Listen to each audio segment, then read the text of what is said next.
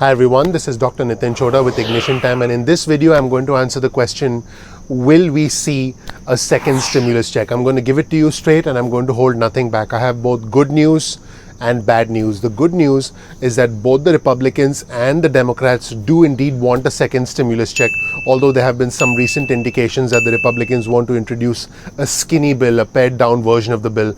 I think that's a waste of time and it's not going to go anywhere. But again, the good news is that both the Democrats and the Republicans have agreed in principle to a second stimulus check. Unfortunately, there's been a lot of gridlock, there's been a lack of consensus about many other things, including the federal unemployment benefit extensions, aid to state and local governments, as well as a couple of other things that have essentially created roadblocks in the way.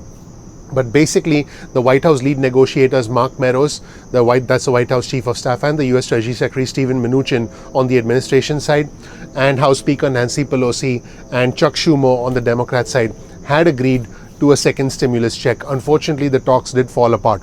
So the bad news essentially is that now the Republicans are looking at a piecemeal deal, a skinny deal, if you will, without second stimulus checks, but something that includes federal unemployment benefit extensions. The way things stand right now is that House Speaker Nancy Pelosi is scheduled to bring the House together for a vote in the next couple of days on the post office, and there is no clear indication as to whether she's going to meet with White House Chief of Staff Mark Meadows. If indeed there is a meeting, then something could happen. But again, I just want to be straight with you.